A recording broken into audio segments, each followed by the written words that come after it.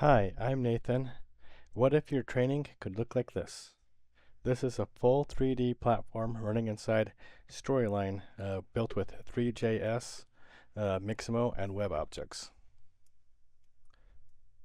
In this video, we are going to we're going to go over building characters, levels. That's right there. Config files. That would be right here. We got configs in here where you can change the camera, the walk speed, where you spawn, and all this other stuff, like animations, what you last hit, the stuff to ignore, storyline variables, and a few other things. The storyline loads a HTML folder in an iframe, and if you looked at my other two tutorials, we talked about web objects. So we insert a web object by going insert web object, and then you go into here into the folder you want, which is right here. We're going to be using setVar and getVar to communicate. This the engine handles connection automatically, focus on variables. We have variables over here, so when last activated item changes to lever, the first puzzle shows up, and the second puzzle shows up. Third puzzle shows up when you complete, and we also have a debug layer. So you're able to look at all that. The logic right here is quite simple, and each one of these I will talk about at a later time. So let's get started. First thing is go to Mixamo. This is where you can get your characters. Go to the character tab, choose the character that you want, and then while you're here, you go to animations, and we're going to get to those 7 animations. Idle. So you look up idle, and you'd find one that you like. Usually something like this, where it's just, and then you're gonna find stuff like walk. Find something you like, put it in place, and that will help programming wise. So yeah, we're gonna once you find those 7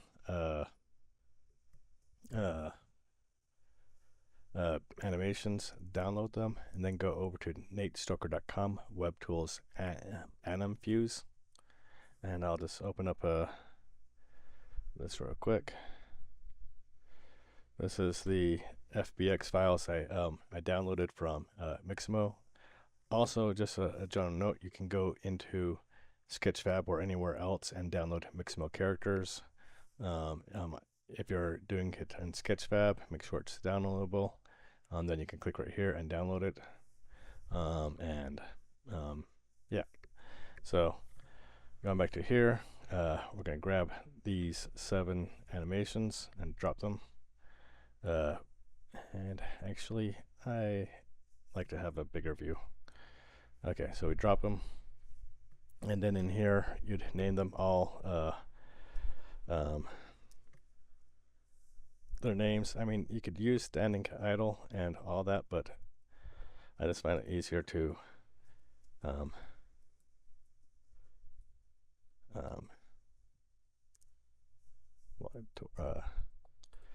name them so that it's easier to just to have everything work.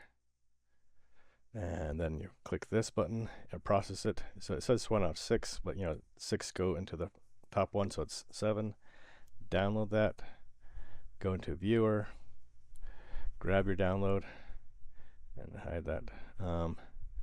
And then you got your animations you can test to make sure they work. If they don't work here, they won't work in there. So if you have some issues here, you know, that's would tell you, and you can also look at a few other things. You know, see how it looks with you know, other options.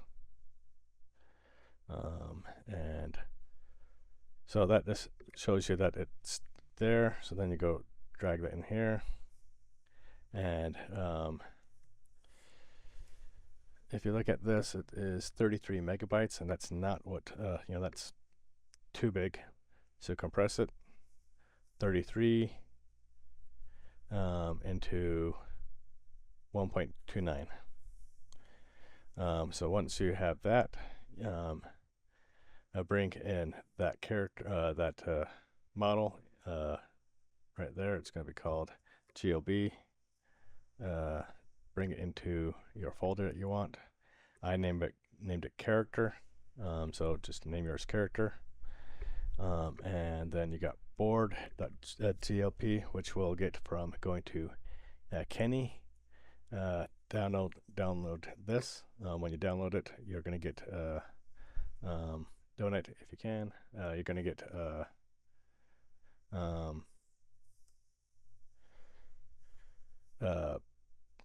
a lot of things to look at, and they have an overview HTML. Just click onto that to get the bird's eye view of what you're going to look at. You can choose these. Open up Blender. This is not going to be a Blender tutorial per se, but it will require some ability to do stuff. Most of this stuff right here, I'm going to use my mouse, but you can also go over here and use this. Rotate here. Zoom in and zoom in and zoom out. When you get Kenney's stuff, go over to models. Just keep it in GLB. When you drag something, it's going to give you this. Say import. It's going to go to 0, 0, 0, and from there you can move it wherever you need it to be. Oops, I grabbed the wrong thing. There we go. And I'm just going to put it over here. Put that back at 0. If you're on a PC, you can press the period on your number keyboard and bring it straight in like that. Have snap on. When you move it around, nothing happens, but if you press Control, it does this. So if you can press Control C, Control D, then you have another Control B. You have another one on top of that. So then you press Control, and you can snap it. So if you want two things right next to each other, that's how you do it. And once you're happy with your additions, you're going to go to File, Export, GLB. If you don't have that, you might have to add an add-on to that. To do that, board.glb is what I wrote it as. You can go over here, just make sure it's here. GLB, yep, right there. Just make sure that is there. If it's not, then you'll have to import it. So I imported a lot of stuff. I got it's a simple thing. You got 4 coins. You got this right here, which is just a block. Inside my file, I've added ability for it to do coins and stuff. You got a lever. Now, when you're touching stuff like this, it's a little,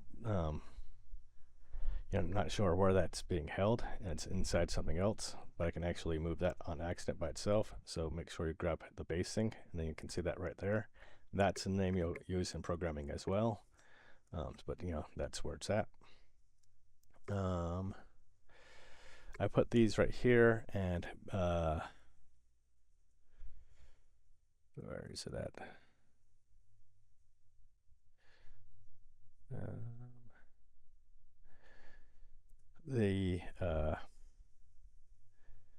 I just took the alpha off on those, and then those are my beginning and ending board piece, and I gave it its own material. So so after you export it and you've got everything in your folder, documents, then you have I have this one, but that one's been a while, so it's actually this one that I'm gonna do. We can go into the index file folder for just a little bit. So we got the config part is about a third way down. You got the CSS, the HTML, and right at the top of the JavaScript is where all the variables live. But unfortunately, you do have to scroll to it. So we have a few things. This is where it spawns at. This is if I fell off the board, if I didn't have the ground there, it would just fall forever or fall for 15 units. This is the character physics. These are the animations. You could have put, you know, idle, whatever it was called, right there and just be fine, but you know, I just named it the same. Camera, you can change those as if you want, and these are storyline variables. This is a reference. They are all throughout. But these are variables you'll have to make in your storyline file. And some more stuff when you hit a coin box and when a heart bursts, so that kind of stuff, and letters. So you got all these things you can play with. And you know, when I built this, I used AI to help me. So when it's kind of spaghetti. When I'd say, hey, I want this to do this. I want this to do this. You know, I had to instruct every single one of these. You know, create anything that says create item, do this. If it says heart, do this. So you know, it built over time, and that's something you'll probably have to do for your purposes. Unless you build something very similar to me, you're gonna have to have AI help you. The logic right here is pretty simple. Show a puzzle, high puzzle when last activated item changes, and you know, all that good stuff. Puzzle, set all puzzles complete to true when puzzle 1 changes and 2 and 3 are true. That's the same thing for 2 and 3. I have a confetti thing in this thing that when you press next, it kills it. In each one of these, I have set puzzle to number to false when timer starts. That way it resets. Then they have their own JavaScript. And close it when submit or now close button. I also set this to true as well. You know, I'm redundant a few places, but that's okay. Just make sure things happen. I set last activated item to blank when user clicks the close or submit button. And so that's what's in every single one of those. And here it's just the web object. With web objects, each time you change something, you have to delete it and re-import it. Insert web object, re-import. And so that's pretty much it. That is everything I've done for this. For this tutorial, we're still talking to the game. Now, right here, there's this border that you know, in here it does automatically. You can always change that. You know, change it to 0, 0, and add 20 here and here, and that would cover it up. But right now, while you're building it, to do keyboard shortcuts. Show variable layer. You have to click right here. You can't click here to do it. And then my keyboard shortcut is M to look at all everything that's happening. So idle, walking, running, pressing the button.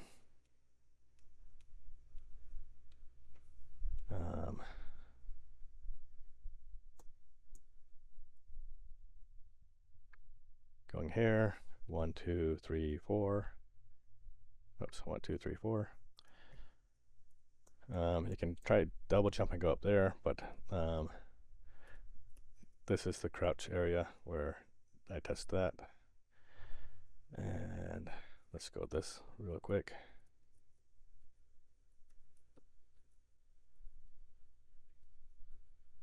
And close. I have those things are down there where I have my debug stuff. I can play again, or I can press OK.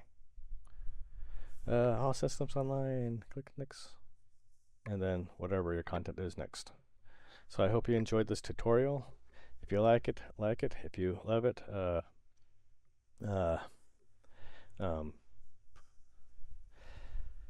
let's try that again. If you like it, like it. If you love it, subscribe. Have a good day. Bye.